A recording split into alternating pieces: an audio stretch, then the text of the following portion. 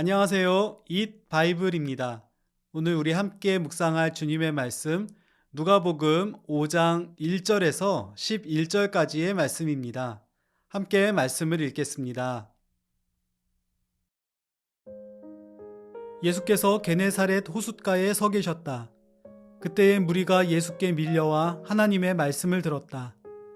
예수께서 보시니 배 두 척이 호숫가에 대어 있고 어부들은 배에서 내려서 그물을 씻고 있었다. 예수께서 그 배 가운데 하나인 시몬의 배에 올라서 그에게 배를 무태서 조금 떼어 놓으라고 하신 다음에 배에 앉으시어 무리를 가르치셨다. 예수께서 말씀을 그치시고 시몬에게 말씀하셨다. 깊은 데로 나가 그물을 내려서 고기를 잡아라. 시몬이 대답하였다. 선생님, 우리가 밤새도록 애를 썼으나 아무것도 잡지 못했습니다. 그러나 선생님의 말씀을 따라 그물을 내리겠습니다. 그런 다음에 그대로 하니 많은 고깃대가 걸려들어서 그물이 찢어질 지경이었다. 그래서 그들은 다른 배에 있는 동료들에게 손짓하여 와서 자기들을 도와달라고 하였다. 그들이 와서 고기를 두 배에 가득히 채우니 배가 가라앉을 지경이 되었다. 시몬 베드로가 이것을 보고 예수의 무릎 앞에 엎드려서 말하였다. 주님, 나에게서 떠나 주십시오. 나는 죄인입니다. 베드로 및 그와 함께 있는 모든 사람은 그들이 잡은 고기가 엄청나게 많은 것에 놀랐던 것이다.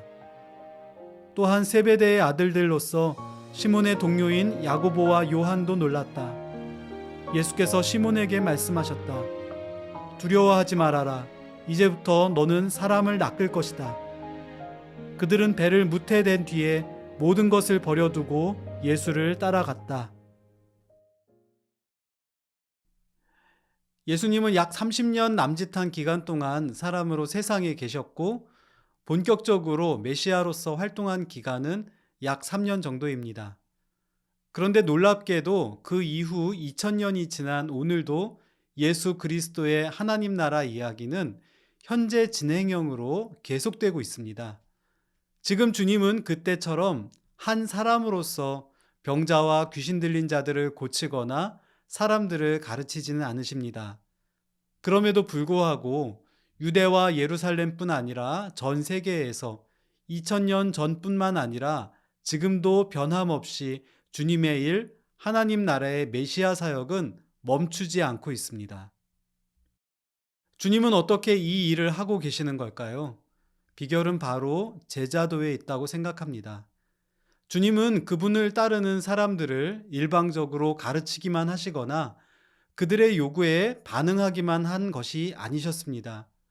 천국의 비밀과 소망을 가르쳐서 믿게 해주시고 성령을 통해서 주님이 가진 권능과 비전을 그들에게 주셨습니다.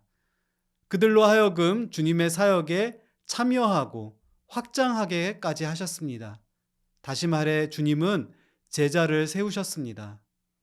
이 일이 한 지역에서 또 다른 지역으로, 한 세대에서 또 다른 세대로 이어지면서 하나님의 나라는 이 땅에서 왕성하게 자라왔습니다.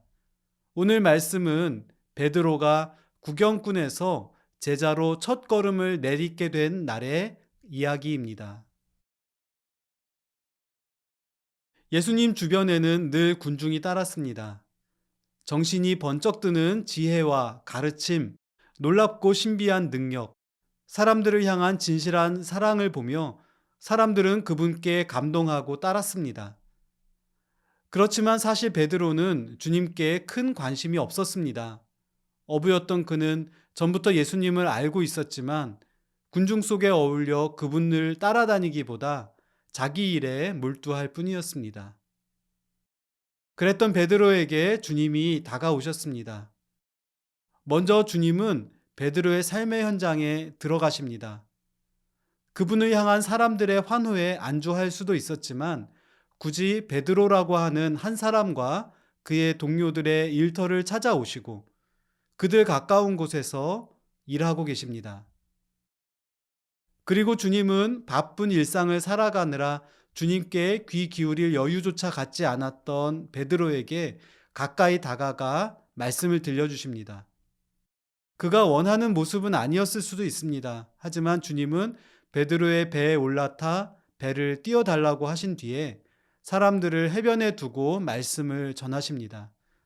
베드로는 꼼짝없이 일을 중단하고 말씀을 들을 수밖에 없었을 것입니다.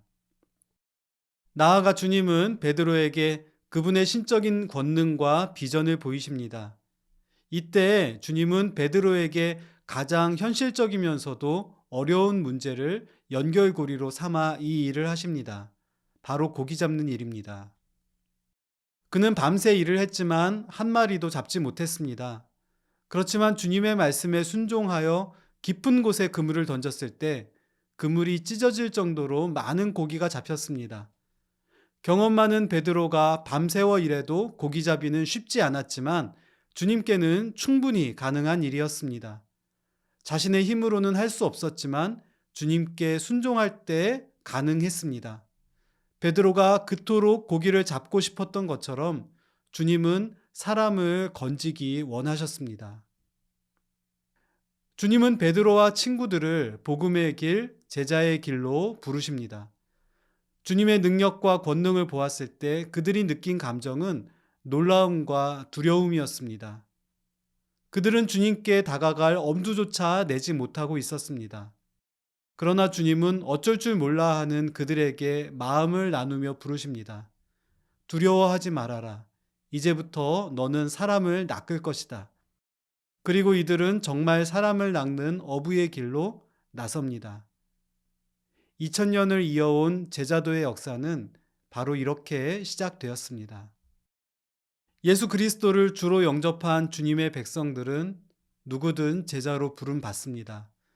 주님은 우리의 삶에 찾아오셔서 그분이 누구인지 알려주시고 우리 삶에 새로운 일을 일으키십니다.